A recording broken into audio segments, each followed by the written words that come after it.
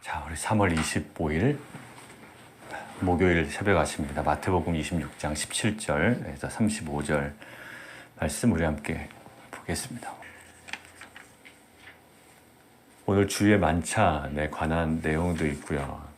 그 다음에 예수님께서 그 만찬 때에 누가 자기를 팔 것인지에 대한 그 예고, 암시도 있습니다.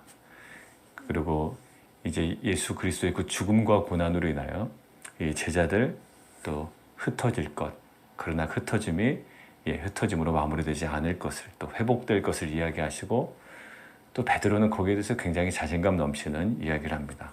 적지 않은 분량인데요, 오늘 좀 중심을 하나 잡고 가도록 하겠습니다. 오늘 제가 묵상하면서 잡은 중심은 31절입니다. 오늘 함께 볼까요?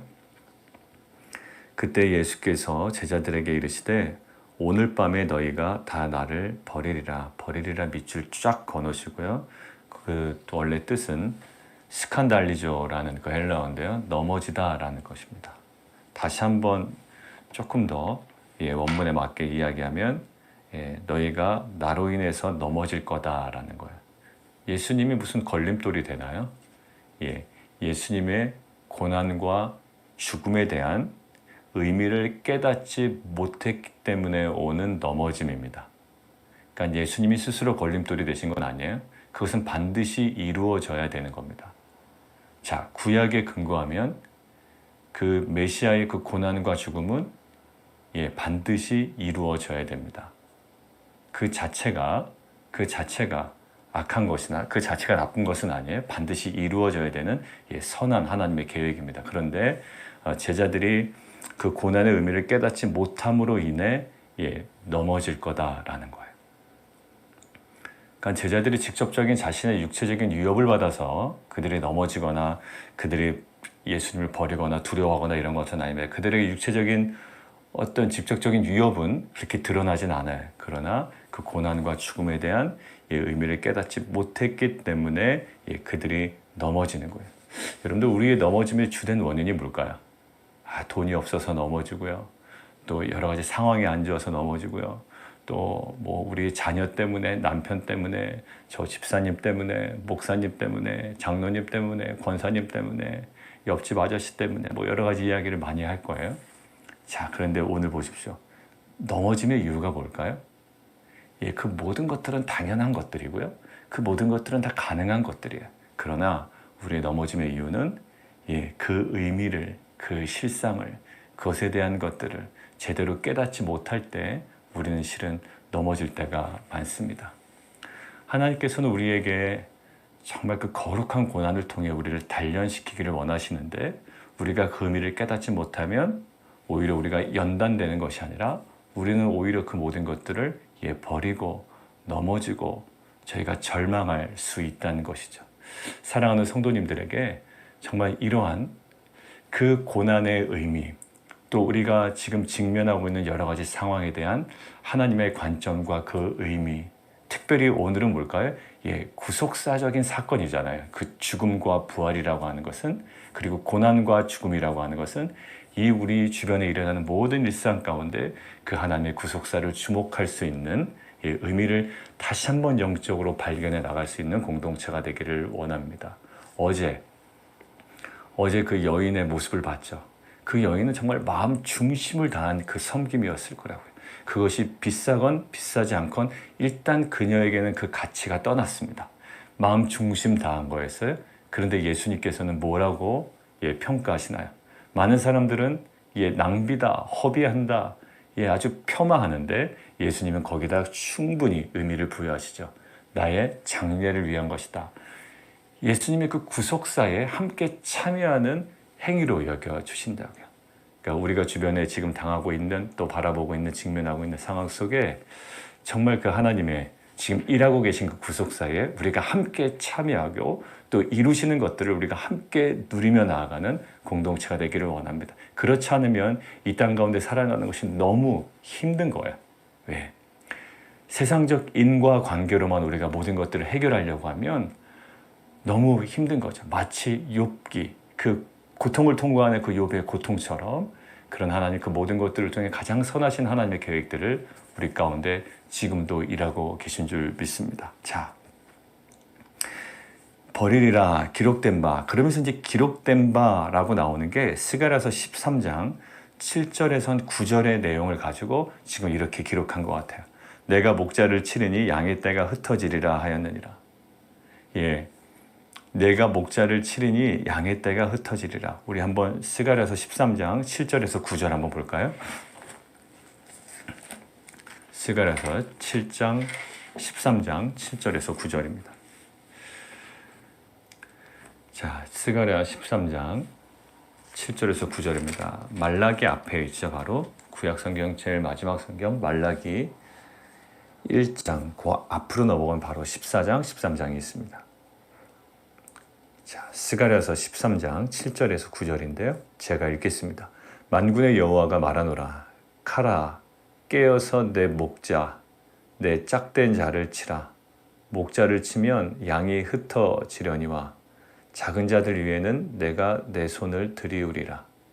여호와가 말하노라. 이 온 땅에서 3분의 2는 멸망하고 3분의 1은 거기 남으리니 내가 그 3분의 1을 불 가운데 던져 은같이 연단하며 금같이 시험할 것이라. 그들이 내 이름을 부르리니 내가 들을 것이며 나는 말하기를 이는 내 백성이라 할 것이요 그들은 말하기를 여호와는 내 하나님이시라 하리라. 스가랴서 13장 7절에서 지금 9절 저희가 봉독했는데 내용은 이겁니다. 하나님의 지금 칼이 하나님의 동료인 목자를 칩니다. 그러니까 양떼가 흩어져요. 그 흩어진 양떼 3분의 1은 그런데 오히려 그 흩어짐으로 종결되는 것이 아니라 지금 연단되고 정화되어서 진정한 하나님의 백성으로 회복되는 모습들이 지금 7절에서 9절 사이에 기록되어 있습니다. 결국 지금 스가랴서 13장 7절에서 9절을 가지고 오늘 31절에 예수님께서 말씀하시는데 이것의 의미는 뭘까요 지금? 13장 7절에서 9절을 가지고 지금 31절에 내가 목자를 치느니 양의 떼가 흩어지리라. 참 너희 상황이 비참하겠구나 라는 것으로 종결되는 것이 아니란 말입니다. 아이고 불쌍한 것들 이라는 어떤 연민과 어떤 그 불행과 절망으로 끝나는 것이 아니라는 거예요. 자, 32절에 뭐라 나와 있냐면 그러나 내가 살아난 후에 너희보다 먼저 갈릴리로 가리라. 자, 결국 스가랴서 13장 7절에서 9절을 근거로 오늘 말씀을 우리가 더욱더 좀 조명해 보면 이거예요. 결국 메시아에게 오는 고난과 죽음은 1차적으로는 31절처럼 그리고 스가랴서 7절처럼 그 백성을 흩어지게 하는 1차적인 결과를 가져오게 합니다. 일단 예수님의 고난과 죽음은 그 백성들 또 그 제자들을 흩어지게 하는 1차적인 결과를 가져오지만 그러나 그 흩어짐의 궁극적인 목적이 있다는 거예요. 흩어짐의 궁극적인 목적이 있는데 결국 정결한 그리고 더욱더 진정한 메시아 공동체를 만드는 데 있다는 거예요.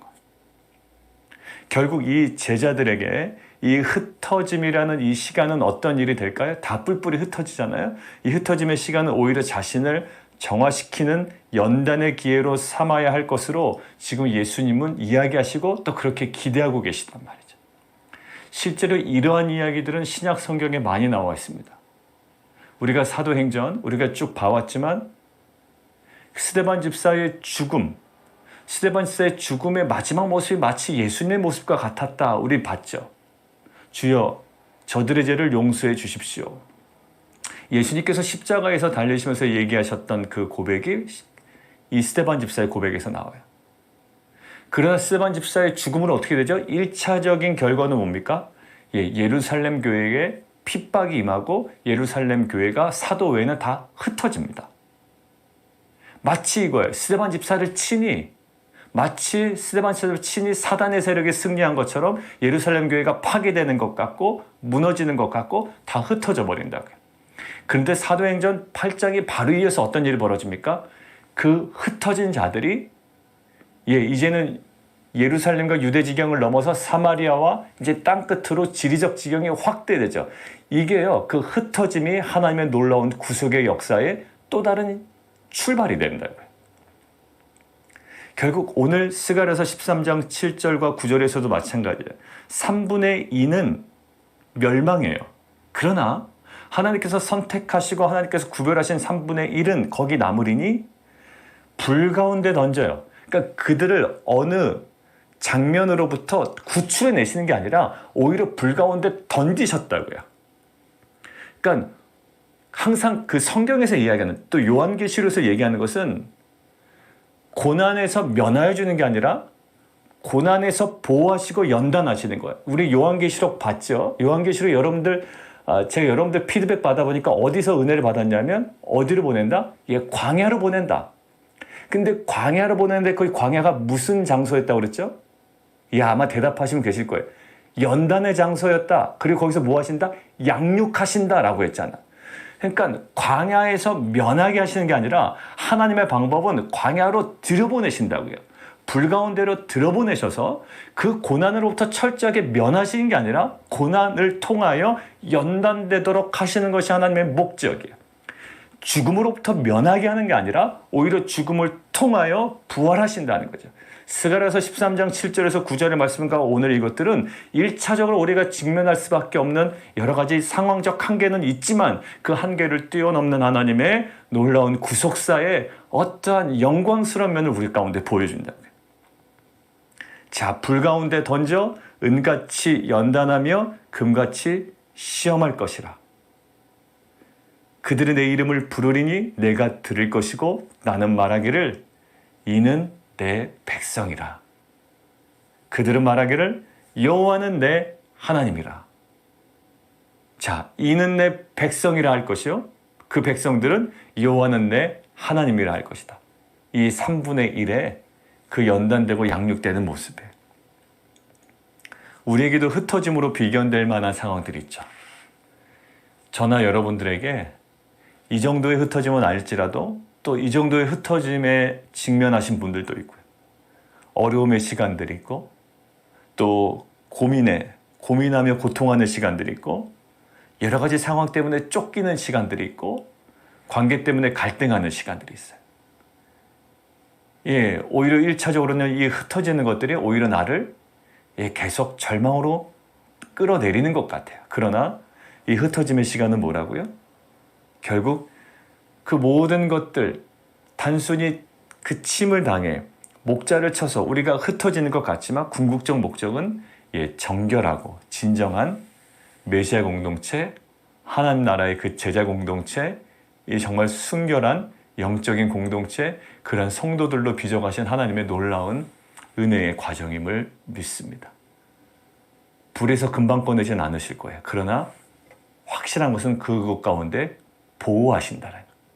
고난을 아주 자동적으로 면하게 하진 않으시지만 고난 가운데 우리를 보호하시고 고난의 의미 속에 우리를 연단하시고 더욱더 정결하게 하시려는 하나님의 은혜의 과정임을 믿습니다. 정말 정금과 같이 우리가 더욱더 이 고난의 시간들을 통해 또 각자의 흩어짐의 시간들을 통해 더욱더 정결해지고 양육받는 은혜의 시간이 되었으면 좋겠어요. 흩어졌지만 줌으로 통해서 우리가 성경 공부하고 나누고 어제도 8시부터 또 우리 김동민 우리 성도님은 또 퇴근이 늦었어요. 부랴부랴 가셔서 또 8시 18분인가 문자 와서 목사님 지금 들어왔습니다. 보니까 들어와 계시더라고요. 또 함께 나누고 또 끝난 이후에 또 뉴욕의 상황도 들어보고 또 우리 함께 또 삶도 조금 나누고요. 그러니까 결국 이 공동체 떨어져 있고 흩어져 있고 여러 가지 상황이 여의치는 않지만 그 가운데 분명히 말씀으로 이 우리 모두를 연단하시고 정결하게 하시는 하나님의 분명한 은혜의 시간인 줄 믿습니다. 절망으로 생각하면 끝없이 절망할 수 있어요. 지금 목사님 무슨 그게 정부에서 지원금이 나온다 그게 다나? 맞아요. 그게 전부 다인가요? 끝없게 절망으로 가면 절망을 갈 수 있지만 우리가 가장 절망 가운데서도 정말 그 언약 가운데 있고 그것들을 붙잡는다면 우리는 정말 참된 보배로운 그 소망으로 나아가는 공동체가 될 줄 믿습니다. 자, 그런데요, 이 중심을 두고 내용이 굉장히 많잖아요, 오늘. 네, 포커스된 인물들도 많아요. 초반에는 가룟 유다, 나중엔 이 베드로에. 그래서 이 가룟 유다와 베드로를 계속 묵상을 하다가 두 사람이 하나의 지점에 연결이 됐어요, 저에게. 어떻게 연결이 됐냐면, 자, 지금 흩어질 거야. 근데 그러나 32절, 내가 살아난 후에 부활을 예고하시죠. 죽음도 예고하시지만 부활을 예고해. 나는 살아날 거다. 자, 이것들을 좀 정확하게 들었다면 고난으로 좀 두려워할 것이 아니라, 죽음으로 두려워할 것이 아니라 살아나신다. 너희보다 먼저 갈릴리로 가리라. 거기에 대해서 조금 더 질문할 것 같아요, 저는. 근데 베드로는요, 모두 주를 버릴지라도 나는 결코 버리지 않겠나이다. 왜냐하면 버리리라, 넘어진다라고 되어 있었잖아요. 그러니까 이거에 대해서 반응한 것 같아요. 굉장한 자신감이죠. 사실 이러한 자신감이 어떤 태도였다고 지금 뉘앙스로 얘기합니까? 이런 자신감이 그릇된 태도예요. 자, 하나하나 볼게요. 그릇된 태도. 그런데 베드로는 아주 확고한 믿음과 자신감의 표현인 것처럼 이야기해요. 이때 베드로의 입장은 어떠해야 될까요? 목자를 치르니 양떼가 흩어지고 너희가 결국 나를 버리는 거야. 흩어지는 거야. 넘어지는 거야. 그러면 이때 이런 엄청난 위협과 또 베드로 입장에서는 상상하기 싫은 그 장면을 먼저 예고하셨을 때, 주님, 저희가 만약에 그렇다면 저희를 좀 도와주십시오 라고 주님께 간절히 요청했었어야 돼요. 왜 그래야 되냐고요? 왜 그래야 되냐면 예수님께서 나를 따라오려거든 하고 알려주셨던 제자도의 핵심이기 때문에 그래요. 제자도의 핵심은 뭐죠? 자기를 부인하고 자기 십자가를 지는 거예요. 그러니까 이때 베드로에게 요구되었던 것은 무엇일까요? 베드로에게 요구되는 건 이거예요. 자기의 그렇게 지금 끓는 자신감마저도 부인하고 철저하게 예수 그리스도께 의존하는 자세가 베드로에겐 필요했다고요. 근데 뭐라고 그럽니까? 주를 버릴지라도 나는 결코 버리지 않겠습니다라는 근자감이죠. 근거 없는 자신감, 이 확고한 자신감의 표현이에요. 결국 아직 제자도의 원리를 베드로도 깨닫지 못하고 35절 맨 마지막, 모든 제자도 그와 같이 말하니라.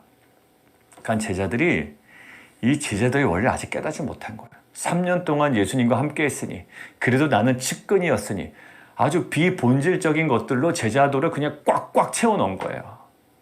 나는 그래도 오래 예수님과 함께 있었으니. 그 모든 것들은 비본질이고요. 제자도의 본질은 뭐라고요? 그 어려운 상황에 있을 때 어떠한 것이든지 자기를 부인하고. 우리가 이 수련회를 준비합니다. 유스 리트릿을. 우리가 처음이기 때문에 간절히 기도한다고요. 매일마다 기도하고 9시에 기도하고 또 모일 때마다 기도하고 성경 공부 때도 기도해달라고 부탁드리고. 그런데 우리가 이것들이 경험이 축적되어 갈수록 어떤 생각이 들까요? 옛날에 해봤어. 그리고 벌써부터 그런 마음이 들 수 있어요. 왜? 이전 공동체에서 또 나는 이런 일들을 많이 해봤기 때문에. 그러나요, 진정한 제자도를 걸어가는 공동체 핵심이 뭘까요? 철저하게 그러한 자신감마저도 거부하는 거예요. 왜? 여러분들 생각해 보시죠. 날씨 우리 기도했잖아요. 날씨 막 해보세요. 우리가 밖에서 식사를 할 수밖에 없어요. 차로 이동해서. 지금 그렇잖아요. 코비드-19인데. 자, 그러면 그 상황에서 뭔가 하나 우리가 예측하지 못한 상황이 발생하면 힘들다고요. 특별히 지금 아이들 온다고 그랬는데 갑자기 누구 한 명이라도 어떤 관계에 있어서 코비드에 지금 만약에 적이 돼보세요. 코비드에 걸려보세요. 그럼 이거 굉장히 모일 수 있는 제한적이 된단 말이에요. 타격이 된다고요. 그런 모든 것들이 정말 자기를 부인하고 자기 십자가를 지고 우리가 더욱더 겸손히 나아가는데 베드로는 뭐예요? 제자도의 원리를 아직 깨닫지 못한 거예요. 자, 근데 이러한 베드로의 모습과 가룟 유다의 모습이 지금 매칭이 되더란 말이에요. 자, 가룟 유다 볼까요? 예수님 뭐라고 그러십니까? 자, 주의 만찬 그것을 나눌 때에 21절, 그들이 먹을 때에 이르시되 내가 진실로 너희에게 이르노니 너희 중에 한 사람이 나를 팔리라. 여러분들 오늘 두 개의 충격적인 선언이 있었던 거예요, 사실. 21절의 선언도 충격적이었고요. 오늘 제가 중심 잡았던 거 뭐죠? 31절의 선언도 충격적이었던 거예요. 자, 그런데 이 충격적인 선언에 이 가룟 유다의, 그러니까 첫 번째 충격적인 선언은 가룟 유다가 뜨끔했어야 되고요. 이 31절의 충격적인 선언은 제자들 전체 그룹들이 뜨끔했어야 돼요. 그 자신감의 표현 지금 필요 없어요. 그런데 오늘 21절 보십시오. 내가 진실로 너에게 이르노니 너희 중에 한 사람이 나를 팔 거야 라고 할 때 지금 누가 반응해야 됩니까? 가룟 유다가 반응해야 돼요. 어떻게? 자기를 부인해야죠. 그때서라도 돌이켜야 되지 않나요? 제가 한 몇 년 전에 이야기 나눴죠. 분노에 반응하는 게 아니라 지금 가룟 유다가 분노에 오히려 반응한다고 그랬잖아요. 자, 지금 이때 너희 중에 한 사람이 나를 팔리라 라고 했어서 제자들이 뭐라고 그러냐면 그들이 몹시 근심하여 여짜오되 주여 나는 아니지요 라는 거예요. 이건 그래도 괜찮아요. 저는 아니지요 라는 거죠. 제가 혹시? 그래도 저는 아니죠. 이것을 뭐라고 하고 싶지 않아요. 그런데 지금 알잖아요. 누구는. 가룟 유다는 알잖아요. 그런데 너무 가식적인 태도를 취해요. 자기를 부인해야죠. 근데 지금 25절 보십시오. 24절에 예수님께서 한 번 더 얘기하십니다. 인자는 자기에 대해서 기록된 대로 가거니와 인자를 파는 사람에게는 화가 있으리로다. 사람은 차라리 태어나지 아니하였다라면 제게 좋을 뻔하였느니라. 이 정도까지 갔는데 25절. 예수를 파는 유다가 대답하이르되 자 보세요. 여기 호칭 자체가 틀려요. 랍비여 나는 아니지요? 라는 거예요. 아까 제가 읽을 때 너무 부드럽게 읽었어요.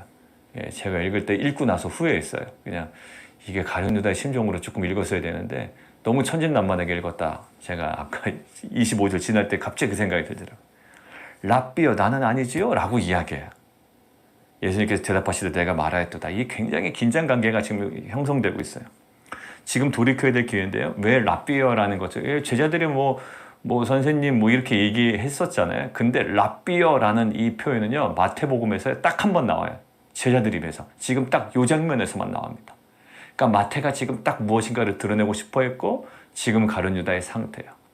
제자도의 핵심을 못 깨달았던 베드로와 한술 더 떠서 지금 완전 무엇인가를 잘못 인식하고 있는 거예요. 자, 이 가룟 유다와 이 베드로와 그 제자들의 모습 속에서 뭘까요? 진정한 제자도를 깨닫지 못한 정말 제자들의 모습을 보는 거예요. 제자도의 핵심을 깨닫지 못한 제자들. 물론 가룟 유다는 더 나아갔지만 제자도의 핵심 뭐죠? 자기를 부인하고 자기 십자가를 지고 자신감. 베드로에게 있었던 잘못은 뭔가요? 자신감. 가룟 유다에게 있었던 것은요. 철저한 위선이에요. 가릴 수 있었던 거예요. 네, 여러분들 우리 안에 그 위선들이 있습니다. 목사로서의 위선이 있어요. 얼마나 목사인 척하고 싶어 하겠습니까? 목사가. 리더인 척하고 싶어 하고. 그 위선이 있어요. 그런데 그것마저도 실은 부인되어야 되는 거예요. 자신감. 정말 근자감에 그 자신감 얼마나 드러내고 싶어 하겠어요? 근데 그것마저 사실 우리 가운데 부인되어야 돼요. 그 제자 공동체는 참된 제자의 공동체는 그것을 본질로 삼지 않아요. 비본질로 그것들을 꽉꽉 채워나가는 공동체가 아니라고요. 어떤 직책으로 제자도의 핵심을 채워나가는 공동체가 아니라 담임 목사라는 그 위치와 리더라는 위치와 그 어떠한 것으로도 채워나가는 것이 아니에요. 무엇이에요? 자기를 부인하는 것, 자기 십자가를 지는 것, 예수님의 십자가로 제자도를 채워나가야지 어떤 자리, 경험, 지식, 그 네트워크 이것이 아니란 말이에요. 사랑하는 성도 여러분들, 이 마지막 이 지점까지 와서 제자도의 핵심을 아직까지도 발견하지 못한 제자들, 특별히 가룟 유다의 모습들이 있습니다. 가룟 유다의 모습이 있습니다. 그러나 뭐예요? 결국 흩어지지만 이 흩어짐의 시간을 통해 더욱더 우리를 정결하게 또 더욱더 거룩하게 또 단련시키고 연단시킨다라는 거예요. 그 소망 가운데 우리의 절망적인 모습에 실망하지 아니하고 오히려 하나님의 그 소망에 우리의 삶을 더욱더 내어드려 헌신하는 또 우리가 연단되고 양육받는 은혜 시간 되기를 원합니다. 한 가지만 정리만 하고 오늘 마무리하겠습니다. 여러분들 이 언약의 피 그러잖아요. 언약의 피에 대한 개념만 정리하고 오늘 마칠게요. 자, 뭐라고 얘기하나요? 오늘 몇 절을 봐야 되죠? 28절, 죄사함을 얻게 하려고 많은 사람을 위하여 흘리는 바 나의 피 곧 언약의 피니라. 이 출발은요, 갑자기 예수님이 툭 튀어나온 게 아니에요. 출애굽기 한번 보실까요? 출애굽기 24장 8절입니다. 출애굽기 24장 8절. 이것들은 중요하니까요. 색깔을 아예 좀 쳐놓으시죠. 24장 8절. 24장은 중요한 장이에요. 어떤 장인가요? 시내산에서 언약을 세우시는 장면이거든요. 언약입니다. 언약. 이스라엘 백성은 무슨 백성? 언약 백성이에요. 24장은 그 언약을 세우는 장면인데 어떤 그림이 그려지나 한번 보세요. 이미지를 잘 가지고 계세요. 자, 하심 때 또 교리할 때 잘 얘기했죠? 학습은 뭐다? 결국 나온 이미지가 남아야 돼요. 자, 그래서 어떤 그 그림 언어가 굉장히 중요합니다. 성경에서. 자, 24장 8절. 모세가 그 피를 가지고 백성에게 뿌리며 이르되 뭐예요? 갑자기 피가 등장하고요. 뿌려요. 그리고 여호와께서 이 모든 말씀에 대하여 너희와 세우신 언약의 피다. 언약의 피 그냥 동그랗게 확 쳐놓으시죠. 거기 언약의 피예요. 자, 이 언약식의 피를 뿌리는 행위가 있고요. 이 언약의 피다라는 모티브가 있죠. 예레미야 31장 한번 보실까요? 예레미야. 렌으로 되어 있죠. 예레미야 31장. 31장 31절입니다.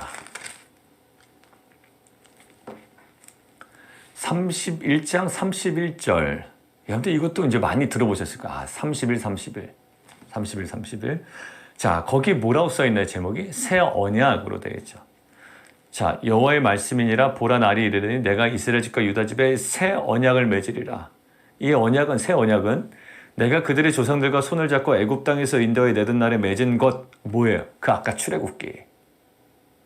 그때 피가 등장했죠. 내던 날에 맺은 것과 같지 아니할 것은 내가 그들의 남편이 되었어도 그들의 내 언약을 깨뜨렸죠. 이스라엘 민족이 그 이후에 깨뜨렸습니다. 자, 34절. 그러나 그들이 깨뜨렸어요. 그러나 그날 후에 내가 이스라엘 집과 맺을 언약은 이러하니 내가 나의 법을 그들의 속에 두고 마음에 기록하여 나는 그들의 하나님이 되고 그들은 내 백성이 될 것이라. 여호와의 말씀이니라. 그들이 다시는 각기 이웃과 형제를 가르쳐 이르기를 너는 여호와를 알라 하지 아니하리니 왜냐하면 이는 작은 자부터 큰 자까지 다 나를 알기 때문이라. 내가 그들의 악행을 사하고 다시는 그 죄를 기억하지 아니하리라. 여호와의 말씀이니라. 이 새 언약에 대해서 이야기를 하세요.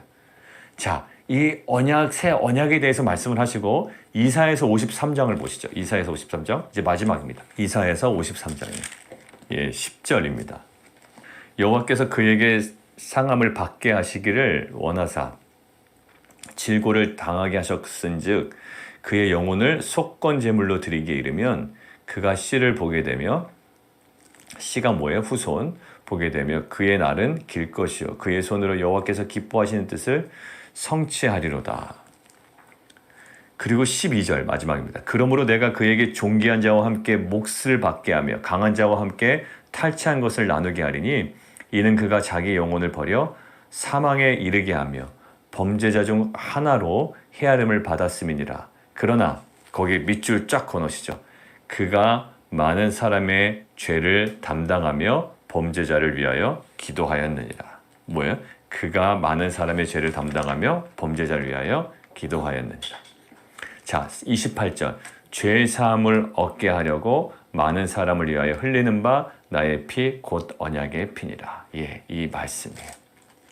결국 이 언약의 말씀은요. 이 언약의 피는 결국 우리를 새롭게 하고 지금 많은 사람의 죄를 담당하며 범죄자를 위하여 기도하였느니라. 결국 이 모습을 무엇으로 보시나요? 새 언약을 제정하시는 그 성취적 사건으로 보신단 말이야. 뭐가? 이 유월절 식사가. 그 피의 흘림이 결국 구약에서 했던 그 새 언약을 맺어가시는, 새 언약을 제정하시는 그 성취적 사건이에요. 자, 보십시오. 이 유월절 식사에 마태는 무교절 첫날이라고 되어 있어요. 무교절 첫날이면요, 유월절 그 다음 이렇게 되는데 실은 이제 유교절로 인식을 한 거예요. 마태는 그 전날입니다. 그러니까 무교절 첫날, 그러니까 6월절 그 당일이죠. 자, 6월절. 근데 여기 보면 6월절 어린 양을 잡은 흔적이 없어요. 식사에. 떡을 떼며 포도주를 나누시죠. 양을 나눠야 되는데 양을 나누질 않아요. 자, 결국 양을 나누지 않은 건 누가 양이 되신다? 예수님이 직접 양이 되신다. 그가 죽임을 당하고 그가 찢기시고 그가 흘리시고 결국 이 6월절은 무슨 사건이에요? 죽음의 비참한 사건이 아니라 새 언약이 세워지며 그로 인하여 새로운 백성들, 그 부활의 생명이 새롭게 잉태되는, 또 구원이 임하는, 마치 애굽에 눌려 있었던, 노예로 있었던 이스라엘 백성이 정말로 진정한 자유로 애굽을 탈출했던 것처럼 6월절 어린 양을 통해 지금 이 바로 예수 그리스도가 그 6월절의 어린 양임을 6월절 식사를 통한 이야기를 하고 계십니다. 우리가 이제 고난 주간을 이제 맞이합니다. 다음 주에 고난 주간이고요. 이번 주일이 종려 주일이에요. 정말 그 예수님의 그 죽음을 우리가 깊게 묵상하는데 결국 이 예수 그리스도의 어린 양, 6월절 어린 양 되심, 그리고 그로 인한 우리에게 새로 갱신된, 새롭게 주어진 새 언약의 피, 마치 출애굽기 24장 8절에 그 피가 뿌려지고 언약식이 체결되고 그 민족이 이제는 애굽과는 끊어지고 새로운 백성이 된 것처럼 이 고난 주간에 우리가 그냥 고난만 묵상하는 것이 아니라 무엇으로부터 애굽으로부터 그 피로 말미암아 끊어지고 새로운 하나님 나라의 백성으로서의 그 영광스러움이 그 죽음과 고난과 피 흘림과 찢기심을 통해 우리 가운데 다시금 회복되는 은혜가 있기를 원합니다. 우리 함께 기도하겠습니다. 오늘 주신 말씀 가지고 우리 좀 계속 기도하죠. 특별히 오늘 스가랴서 13장 7절에서 9절, 하나님의 칼이 하나님의 동료의 목자를 치자 양떼가 흩어집니다. 근데 3분의 2는요 멸망하지만 3분의 1은 연단되고 정화되어서 하나님의 진정한 하나님의 백성으로 회복되어가는 장면이에요. 불 가운데 던지십니다. 불에서 면하게 하시는 게 아니라 오히려 연단되죠. 결국 메시아에게 임하는 고난과 죽음은 그 백성을 흩어지게 하는 1차적인 결과를 가져와요. 그렇지만 결국 궁극적인 목적은 정결한 그리고 진정한 메시아 공동체를 만드는 데 있습니다. 결국 이 제자들은 이 흩어짐의 시간을 통해 오히려 자신을 정화시키는 그 연단의 기회로 삼아야 될 것을, 또 그것들을 기대하시면서 지금 주님이 말씀하시는 거예요. 주님, 우리 가운데 이러한 각자의 흩어짐의 시간이 있습니다. 그런 어려움의 시간들, 고민과 고통의 시간들, 쫓기는 듯한 여러 가지 시간들, 그러나 이 모든 시간들 속에 하나님의 정말 그 경륜과 우리를 양육하심과 연단하시는 귀한 은혜의 시간으로 주님 불러주신 것 감사합니다. 하나님 그 절망으로 계속 하나님 떨어지는 자가 아니라 하나님의 그 은혜의 소망을 붙잡고 나아가는 귀한 공동체 될 수 있도록 인도하여 주옵소서. 그리고 기도할 것은 우리 베드로의 그 모습과 가룟 유다의 모습을 통해서 우리가 봤지만 하나님 이 제자도의 핵심을 놓쳤던 이 두 당사자들 다 있습니다. 실은 나머지 제자들도 마찬가지였죠. 하나님 이제 이 제자도의 핵심, 정말 우리가 세상적으로 보이는 가시적인 것들로 비본질적인 것들로 마구 채워가는 자들이 아니라 이제 더욱더 그 십자가 방식으로 자기를 부인하고 자기 십자가를 지고 하나님 그 제자도의 핵심을 우리가 삶으로 감당해내는 공동체 될 수 있도록 인도하여 주옵소서. 우리 함께 기도하며 나가도록 하겠습니다. 우리 또 함께 좀 기도할까요? 우리 자녀들 위해서 기도하겠습니다. 우리 유스 리트릿 30일부터 31일까지 있습니다. 화요일부터 수요일까지 델레이 베프티스트 처치 4분의 강사분이 오십니다. 이 복음에 관하여 선포될 거고요. 우리 아이들은 복음을 직면하게 될 겁니다. 어떤 복음의 내용이 아니라 하나님 그 복음을 통하여 역사하시는 그 주님을 인격적으로 깊이 만나는 은혜의 시간 되기를 원합니다. 하나님 그들이 싸웠던 그들 나름대로의 성이 있다면 우리 자녀들에게도 나름대로의 성이 있어요. 그것들이 하나님 철저하게 무너져 내리게 하시고 하나님 정말 그 복음 안에 진리 안에 세워지는 하나님의 나라가 그들의 인생 가운데 새롭게 구축되어지는 세워지는 귀한 역사가 있게 하여 주시옵소서. 우리 손대접침 우리 어머니들 섬기시는 모든 손길이에 특별히 하나님 그 모든 상황과 코비드의 여러 가지 방역을 또 우리가 잘 준수하면서 또 감염되지 아니하도록 저희가 잘 감당해야 될 텐데 그러한 지혜와 또 우리에게 그 은혜를 베풀어 주시옵소서. 우리 함께 기도하며 나아가도록 하겠습니다.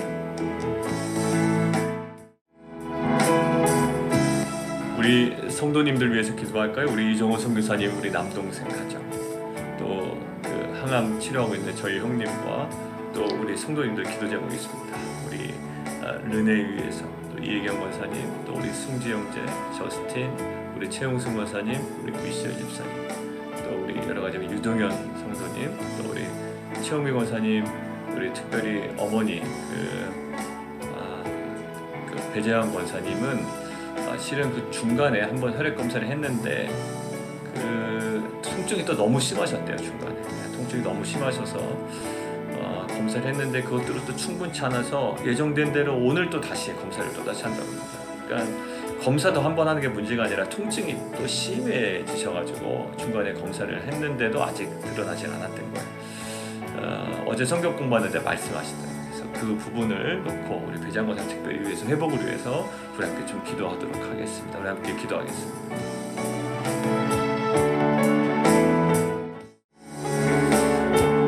살아계신 하나님, 각자의 흩어짐의 시간이 있습니다. 또 질병으로 인하여 또 어려움의 시간들, 또 고통과 또 고민과 갈등의 시간들, 쫓기는 듯한 시간들. 그러나 이 모든 시간들은 궁극적으로 하나님께서 우리를 연단하시고 또 우리를 정결하게 하시는 은혜의 시간임을 믿습니다. 소망 가운데 우리의 삶을 더욱더 기쁨과 감사로 하나님께 드리는 귀한 공동체 될 수 있도록 인도하여 주옵소서. 예수 그리스도 이름으로 감사하며 기도드리옵나이다. 아멘.